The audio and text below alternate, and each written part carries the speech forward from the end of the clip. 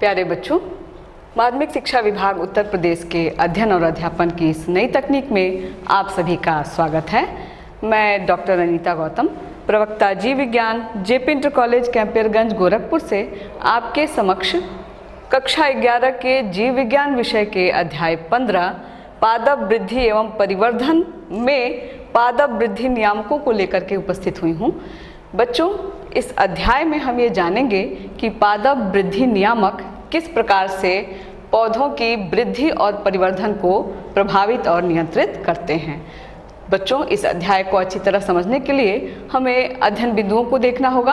तो चलिए देख लेते हैं अध्ययन बिंदु।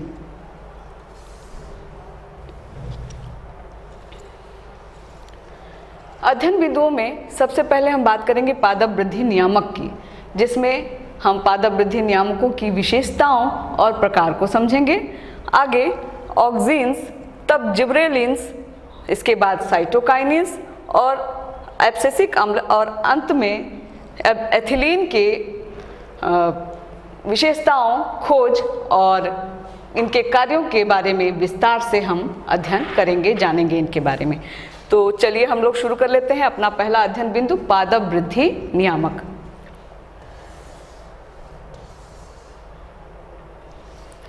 पादप वृद्धि नियामक या प्लांट ग्रोथ रेगुलेटर्स नाम से पता चल रहा है कि ये ऐसे पदार्थ हैं जो पौधों की वृद्धि और परिवर्धन को नियंत्रित करते हैं, प्रभावित करते हैं। बच्चों, सबसे पहले बात करेंगे हम पादप वृद्धि की। तो पादप वृद्धि क्या है? बच्चों, जब हम किसी बीज को जमीन में बोते हैं तो वह प्रस्फुटित होता है और नवोद्भिद पौधा दिखाई हमें देता है। नवोद्भिद पौधा धीरे धीरे विकसित होकर के बड़ा पेड़, विशालतम वृक्ष बना लेता है। अब हम कहते हैं कि पौधा हमारा बड़ा हो गया, परंतु वास्तव में पौधों में वृद्धि पौधों के आकार, आयतन, कोशिकाओं की संख्या तथा शुष्क भार में होने वाली वह बढ़ोतरी है जो कि अनपलट होती है, अनुत्क्रमणीय होती है, वापस नहीं होती, उसे हम पादप वृद्धि कहते हैं। अब पौधों में वृद्धि और परिवर्धन की जो प्रक्रिया होती है उसको दो प्रकार के कारक जो होते हैं वो प्रभावित करते हैं। पहले कारक को हम बाह्य कारक कहते हैं जो वातावरणीय होते हैं, जैसे तापमान, वर्षा, जल और आर्द्रता आदि। दूसरे जो कारक हैं उनको हम आंतरिक कारक कहते हैं, जिनमें पादप वृद्धि नियामक आते हैं, पदार्थ आते हैं। पादप वृद्धि नियामक पौधों की वृद्धि और परिवर्धन को, यानी कि उनके समुचित विकास को नियंत्रित और प्रभावित करते हैं। चलिए अब हम पादप वृद्धि नियामकों की कुछ विशेषताओं को जान लेते हैं, उनके बारे में जान लेते हैं। बच्चों, पादप वृद्धि नियामक विविध रासायनिक संगठनों वाले साधारण तथा लघु अणु होते हैं जो पौधे के एक भाग में निर्मित होकर के अन्य भागों में स्थानांतरित हो जाते हैं और उन अंगों की वृद्धि को प्रभावित करते हैं।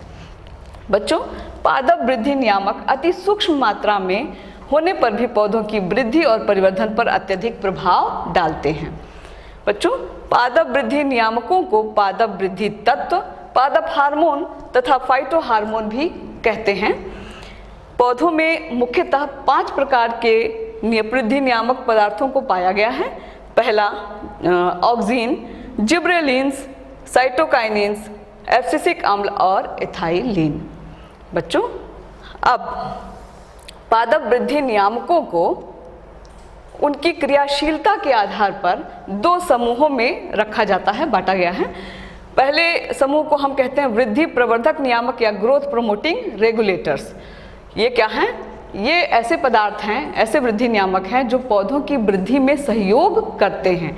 इनमें ऑक्सीन्स को, जिब्रेलिन्स और साइटोकाइनिन्स को रखा गया है, जो पौधों में कोशिका विभाजन, कोशिका प्रसार, ट्रॉफिक वृद्धि, पुष्पन, फलीकरण तथा बीज संरचना आदि को प्रभावित करते हैं, इनमें सहयोग करते हैं।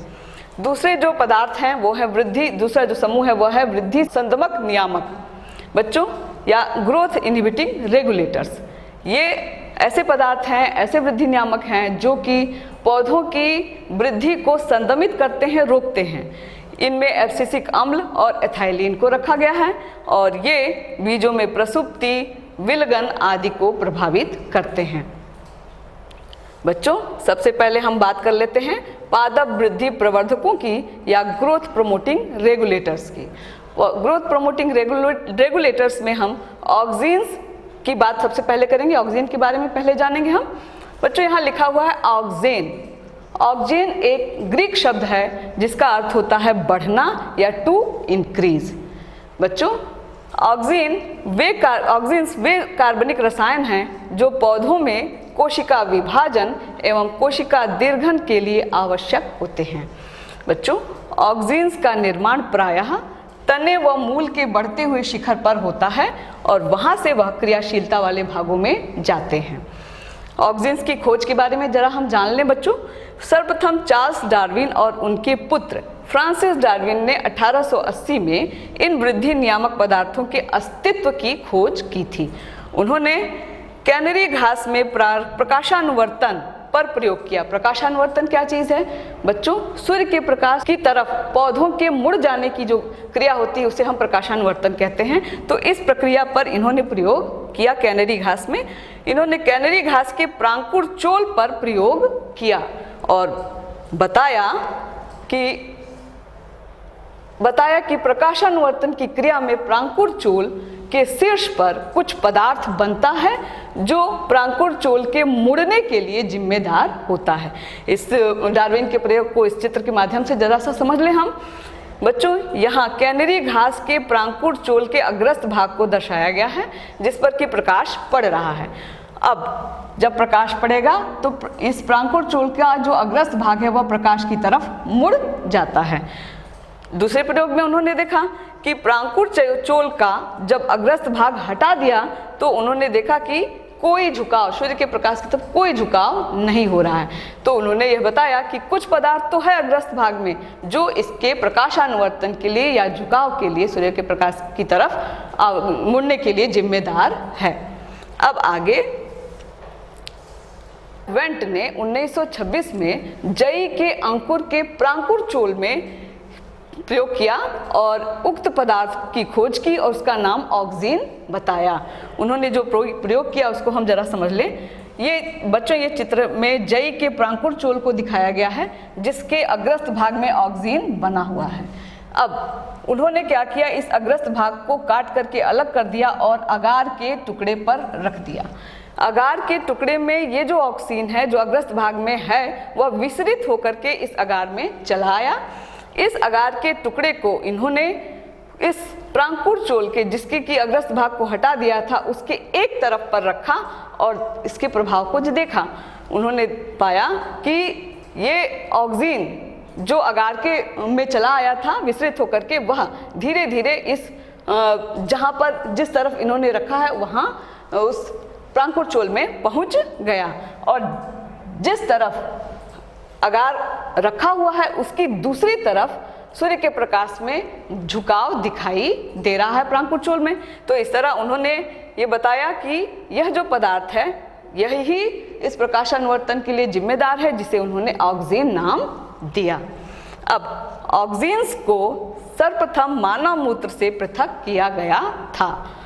बच्चों ऑक्सीन्स को दो समूहों में रखा जा सकता है क्योंकि ये प्राकृतिक रूप से भी पाए जाते हैं और कृत्रिम रूप से भी बनाया गया है इनको। प्राकृतिक रूप से पाए जाने वाले ऑक्सीन्स जो पौधों में बनते हैं वो इंडोल एसिटिक अम्ल इसका उदाहरण है। इंडोल एसिटिक एसिड को IAA शॉर्ट में कहा जाता है। इंडोल अगला जो है वो है इंडोल ब्यूटारिक अम्ल जिसको इंडोल ब्यूटारिक एसिड या IBA भी कहा जाता है। कृत्रिम ऑक्सीन्स में नेफ्थलीन एसिटिक अम्ल आता है जिसे नेफ्थलीन एसिटिक एसिड या NAA शॉर्ट में कहा जाता है और 2,4-D डाइक्लोरोफिनॉक्सी एसिटिक एसिड आता है जिसे शॉर्ट में 2,4-D कहा जाता है। बच्चों ऑक्सीन्स का संवहन हमेशा ऊपर से नीचे की ओर होता है। चलिए बच्चों ऑक्सीन्स के कार्य को देख लेते हैं हम। बहुत ही महत्वपूर्ण यह पादप वृद्धि नियामक है। इसके कार्यों को देखें हम। शीर्षस्थ प्रभाविता बहुत महत्वपूर्ण कार्य है इसका। शीर्षस्थ प्रभाविता क्या होती है पहले ये समझें। बच्चों यहाँ ये चित्र दिखाया गया है। इस चित्र में यह एक किसी पौधे का अग्रस्त भाग है जिसमें यह ऊपर की ओर शीर्षस्थ कलिका है और ये पार्श्व में पार्श्व कलिकाएं काले रंग से दिखाई गई हैं।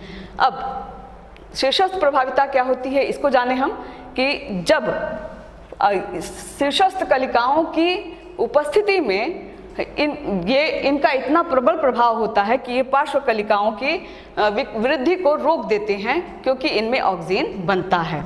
अब यहाँ देखिए चित्र में शीर्षस्थ कलिका की उपस्थिति में इन पार्श्व कलिकाओं का जो विकास है वो संदमित हो गया है। अगर इस अग्रस्त भाग को हटा दिया जाए, जैसा कि इस चित्र में दिखाई दे रहा है, अग्रस्त भाग को हटा दिया गया है।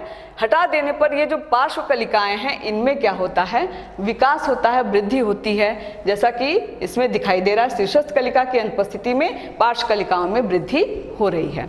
बच्चों आपने देखा होगा माली बगीचे में जो काम करते हैं, माली चार दीवारी के रूप में जो झाड़ियाँ लगी होती हैं उनको बराबर ऊपर से काटते रहते हैं।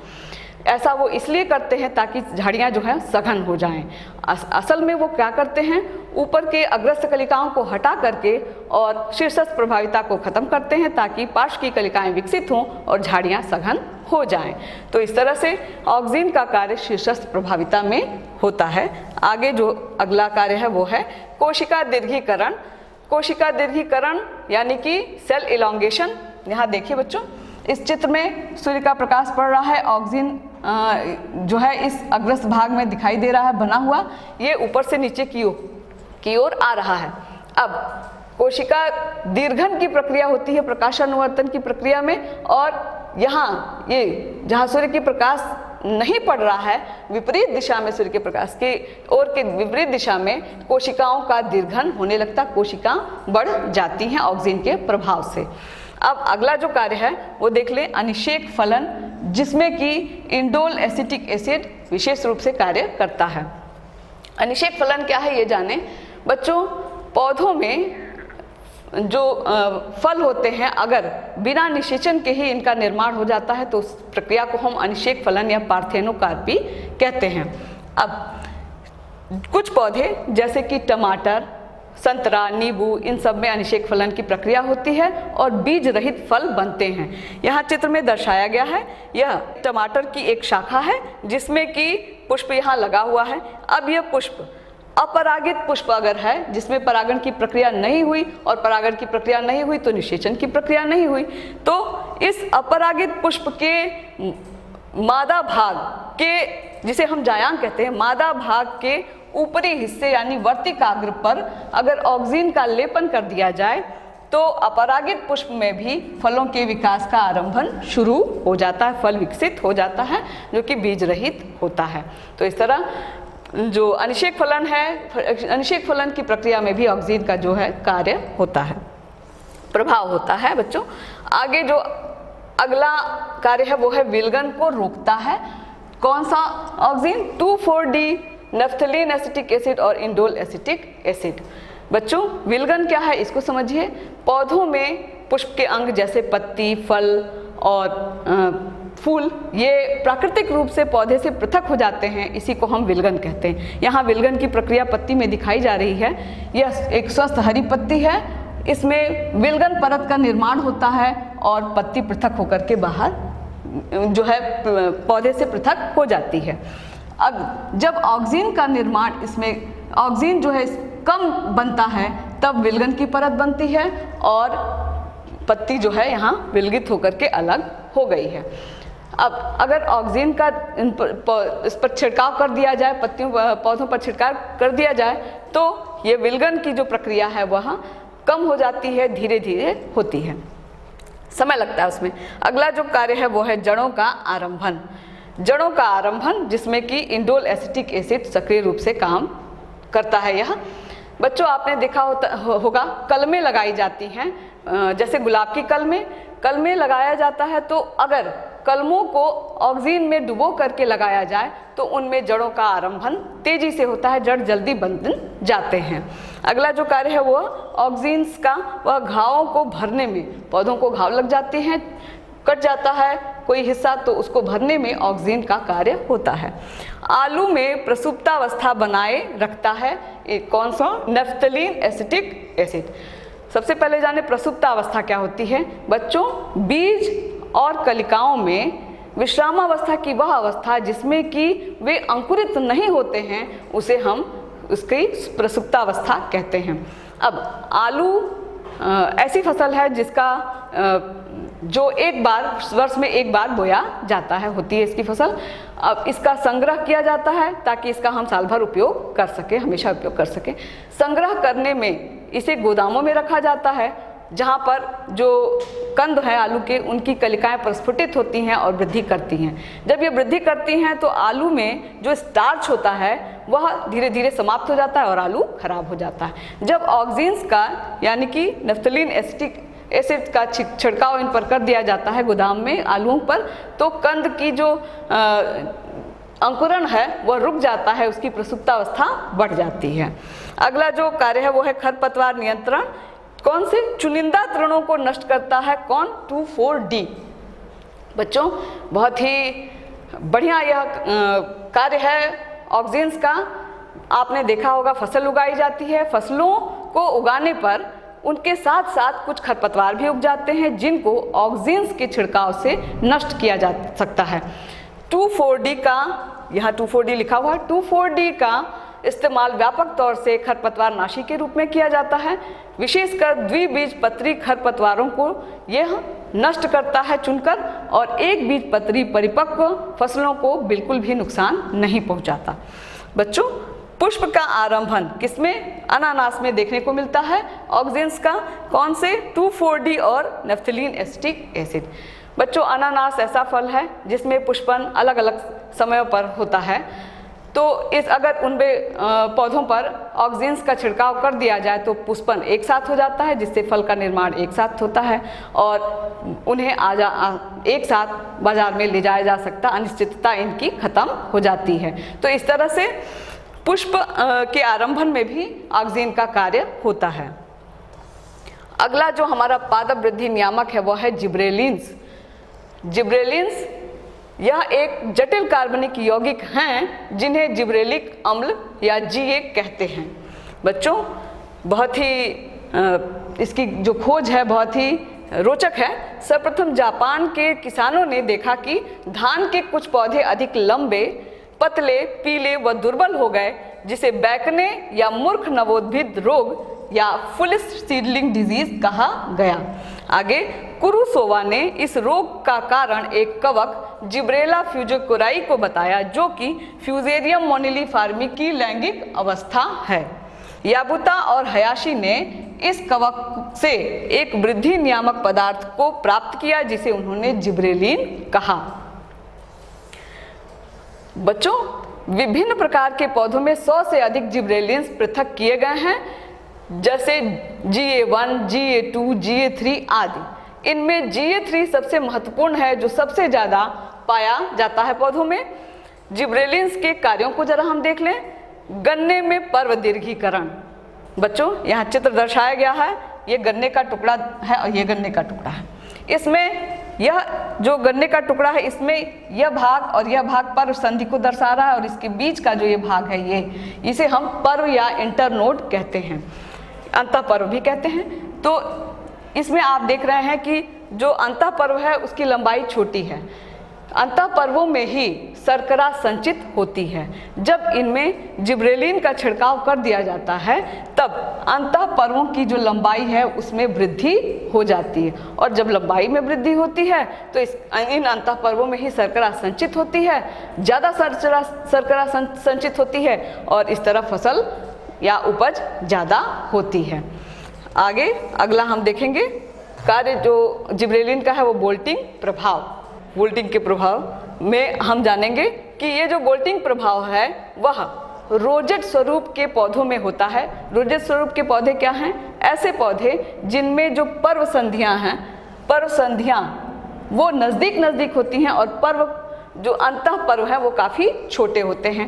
इन्हें हम रोजेट स्वरूप के पौधे कहते हैं। इन पौधों में विशेषकर यहाँ पत्ता गोभी में दिखाया गया है बोल्टिंग का प्रभाव। बच्चों, यहाँ इस चित्र में पत्ता गोभी में ये काले बिंदु दिखाया जा रहा है ये पर्व संधि है, और ये लाल रेखा से दिखाई जा रही है यह भाग इस अक्ष में, कोवी के इस अक्ष में, मुख्य अक्ष में अंतः पर्व है। जब जिब्रेलिन का छिड़काव कर दिया जाता है तो अंतः पर्वों की लंबाई बढ़ जाती है। अंतः पर्वों की लंबाई बढ़ जाने से जो पत्तियां हैं इस पर जो बनती हैं वो दूर दूर बनती हैं और बड़ी बड़ी बनती हैं, और पत्ता गोभी जो है उसका आकार बढ़ जाता है। इस तरह से बोल्टिंग के प्रभाव में भी जिब्रेलिन का कार्य है। पुष्पन पर प्रभाव। बच्चों, कुछ पौधे ऐसे होते हैं जिनको पुष्पन के लिए दीर्घ दीप्ति काल की आवश्यकता होती है, यानी कि उन्हें ज़्यादा प्रकाश काल की आवश्यकता होती है। इनमें अगर जिब्रेलिन का छिड़काव कर दिया जाए तो वो अल्प दीप्ति काल में भी पुष्पन कर लेते हैं, जैसे कि गाजर में। बौनी प्रजातियों की लंबाई में वृद्धि। यहाँ मैं उदाहरण लूँगी, मटर और मक्के की पौधों की कुछ प्रजातियाँ ऐसी होती हैं जिनमें पौधों की लंबाई को जिब्रेलिन के प्रभाव से बढ़ाया जा सकता है, लेकिन यह जो लक्षण बदल जाता है जिब्रेलिन के प्रभाव से, यह लक्षण उनकी संततियों में नहीं जाता, क्योंकि जिब्रेलिन उनके मटर के पौधों में या मक्के के इन पौधों में उनके जीन में कोई परिवर्तन नहीं करता। अब आगे अनिषेक फलन। अनिषेक फलन जैसे टमाटर, संतरा, अंगूर आदि में अनिषेक फलन जिब्रेलिन के प्रभाव से होता है। अंगूर, विशेषकर अंगूर बड़े बड़े जिब्रेलिन के प्रभाव से बड़े बड़े बनते हैं। शीत उपचार का प्रतिस्थापन। बच्चों, कुछ पौधे ऐसे होते हैं जिन्हें पुष्पन के लिए शीत काल के कम तापमान की आवश्यकता होती है, जो जिब्रेलिन के प्रभाव से सामान्य तापमान में भी पुष्पन कर लेते हैं। प्रसुप्तावस्था को तोड़ना, जैसे कि आलू के कंद में जो जिब्रेलिन का छिड़काव कर दिया जाए तो कलियों का प्रस्फुटन हो जाता है, अंकुरण होने लगता है, और प्रसुप्तावस्था को जिब्रेलिन के द्वारा तोड़ा जा सकता है। बीजों के अंकुरण को प्रेरित करता है, या जिब्रेलिन बीजों के अंकुरण को भी प्रेरित करता है। बच्चों, अगला जो पादप वृद्धि नियामक है वह है साइटोकाइनिन्स। बच्चों, साइटोकाइनिन्स ऐसे पदार्थ हैं जो ऑक्सीन्स की सहायता से कोशिका के विभाजन को उद्दीपित करते हैं। बच्चों, साइटोकाइनिन्स का संश्लेषण कोशिका विभाजन वाले क्षेत्रों जैसे प्ररोह, कलिकाएं, जड़ शीर्ष, तरुण फल तथा बीजों के भ्रूणपोष में होता है। मिलर तथा उनके सहयोगियों ने 1956 में काइनेटिन के रूप में सर्वप्रथम खोजा था, और एफ स्कूग ने काइनेटिन को साइटोकाइनिन नाम दिया, यह क्योंकि यह कोशिका विभाजन को बढ़ाता है। लीथम को नहीं भूलना चाहिए। लीथम ने मक्के के बीज में प्राकृतिक रूप से पाया जाने वाला साइटोकाइनिन पृथक किया, जिसे उन्होंने G18 नाम दिया। साइटोकाइनिन के कार्यों को देख लें बच्चों। साइटोकाइनिन के कार्य। इन पदार्थों का विशेष गुण कोशिका विभाजन है। बच्चों, यहाँ ये फ्लो चार्ट बनाया गया है, इसमें बताया गया है कि साइटोकाइनिन्स अगर पौधे में है तो वह अधिक सूत्री विभाजन की प्रक्रिया को कराएगा। अधिक सूत्री विभाजन होने का मतलब कि अधिक कोशिकाएं बनेंगी। अधिक कोशिकाएं बनने का मतलब कि पादप में वृद्धि होगी। अब आगे जीर्णता में विलंब। साइटोकाइनेस जो है वह पौधों में जो पौधों की आयु होती है उसको बढ़ाने का काम करता है। कैसे? पत्तियों में पर्णहरिम पाया जाता है। जो साइटोकाइनिन्स होते हैं वो पर्णहरिम को नष्ट नहीं होने देते हैं जल्दी, और जो पौधा है वह लंबे समय तक स्वस्थ रहता है। शीर्ष प्रमुखता का संदमन। यहाँ साइटोकाइनेस जीन का विरोध करता है, और जो अग्रस्त कलिका होती है पौधे की वह साइटोकाइनेस के प्रभाव से संदमित होती है, ताकि पार्श्व की कलिकाएं जो हैं वो विकसित हो सकें। अब अगला जो कार्य है वो बहुत ही महत्वपूर्ण है, विभेदन एवं पादप अंग का निर्माण। बच्चों, साइटोकाइनेस कोशिका विभाजन के अतिरिक्त कुछ पौधों के कुछ अंगों में विभेदन और पादप अंग का निर्माण करता है। बच्चों, यहाँ पर यह चित्र दर्शाया गया है। इस चित्र में देखें, एक पौधे की पिथ की कोशिकाओं को संवर्धित किया गया है, और संवर्धित करने पर होने वाले प्रभाव को दिखाया जा रहा है। यहाँ संवर्धन माध्यम में साइटोकाइनिन और ऑक्सीन के अलग अलग अनुपातों के प्रभाव को इस चित्र में दिखाया गया है। पहले चित्र में देखिए, अधिक साइटोकाइनिन और कम ऑक्सीजन का अनुपात अगर संवर्धन माध्यम में रखा जाए तो प्ररोह का विकास होता है। और अब अगले चित्र में ब में कम साइटोकाइनेंस और अधिक ऑक्सीजन का अनुपात अगर लिया जाए तो केवल जड़ों का विकास होता है। अब मध्यम साइटोकाइनिन और मध्यम ऑक्सीजन का अनुपात अगर संवर्धन माध्यम में लिया जाए तो प्ररोह और जड़ दोनों का विकास होने लगता है। तो इस तरह साइटोकाइनिन द्वारा विभेदन और पादप अंग का निर्माण होता है। अब आगे हम देखेंगे पादप वृद्धि संदमकों को, यानी कि प्लांट ग्रोथ इनहिबिटिंग रेगुलेटर्स। इनमें एब्सिसिक अम्ल को पहले हम देखेंगे। एब्सिसिक अम्ल को शॉर्ट में ABA भी कहा जाता है। इनकी खोज कांस एवं एडिकोट ने 1961 में कपास के पौधों में की। बेयरिंग ने 1963 में एसर नामक पेड़ की पत्तियों में एब्सिसिक अम्ल को खोजा। अब एब्सिसिक अम्ल के कार्यों को देख लें। वाष्पोत्सर्जन नियंत्रण। बच्चों, अब एब्सिसिक अम्ल क्या है? यह एक संदमक पदार्थ है, वृद्धि संदमक पदार्थ है। यह वाष्पोत्सर्जन का नियंत्रण करता है, पौधे में होने वाली क्रियाओं को रोकता है। तो यहाँ दिखाया जा रहा है खुले रंध्र है। अब एब्सिसिक अम्ल के प्रभाव से यह रंध्र बंद हो जाते हैं। यहाँ रंध्र बंद की अवस्था में दिखाया गया है। किसकी उपस्थिति में? अब एब्सिसिक अम्ल की उपस्थिति में। अब जहाँ जल की कमी होती है उन जगहों पर जो पौधे होते हैं वो जल प्रतिबल से गुजरते हैं, तो वहाँ एब्सिसिक अम्ल का अगर छिड़काव कर दिया जाए तो उनके रंध्र जो हैं वो बंद हो जाते हैं और वाष्पोत्सर्जन की क्रिया कम होती है और पौधों का विकास होता है। बच्चों, अगला जो कार्य है वो है पुष्पन को रोकना। एब्सिसिक अम्ल जो है पुष्पन को रोकता है, वृद्धि रोधक है। यह पौधों के प्रांकुर, चोल, तना, जड़ आदि की वृद्धि को रोकता है। कोशिका विभाजन और कोशिका दीर्घन को भी यह रोकता है, उसमें अवरोध उत्पन्न करता है। कलियों तथा बीजों की प्रसुप्त अवस्था को बनाए रखता है। इसका मतलब यह कि यह क्या करता है? अंकुरण की प्रक्रिया को होने नहीं देता है, कलियों को खिलने नहीं देता है और बीजों के अंकुरण को होने नहीं देता है। जीर्णावस्था तथा विलगन की क्रिया को ये तेज कर देता है। अगला जो हमारा पादप वृद्धि संदमक है वह है एथिलीन। बच्चों, यह एथिलीन एकमात्र ऐसा वृद्धि नियामक पदार्थ है जो गैसीय रूप में पाया जाता है। इसे वृद्धि नियामक या हार्मोन के रूप में बर्ग ने 1962 में प्रमाणित किया था। एथिलीन के कार्यों को देख लें। बच्चों, यह फलों को पकने में सहायता करता है। यहाँ एक चित्र दिखाया गया है, यह फल है।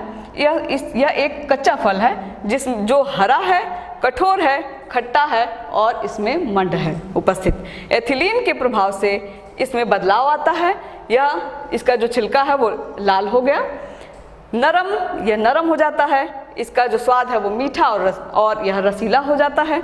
और इनमें जो मंड है कच्चे फल में वह शर्करा में परिवर्तित हो जाता है। बच्चों, एथिलीन मादा पुष्पों की संख्या में वृद्धि करता है। यह विलगन की प्रक्रिया को भी प्रेरित करता है। बच्चों, उम्मीद है कि आपको यह अध्याय समझ में आया होगा। बच्चों, जो पादप वृद्धि नियामक हैं वह अकेले और मिल करके भी पौधों की वृद्धि और परिवर्धन को प्रभावित करते हैं। बच्चों, इस भाग को भली प्रकार से पढ़िए, सुनिए, देखिए और देखने के बाद हमने यहाँ अभ्यास प्रश्न दिया है। इस अभ्यास प्रश्नों के जो उत्तर हैं वो इसी अध्याय में है, इसी भाग में है। आपको इन्हें खोजना है और इन प्रश्नों को हल करना है। उम्मीद है आपके लिए मेरा यह प्रयास सफल होगा। धन्यवाद।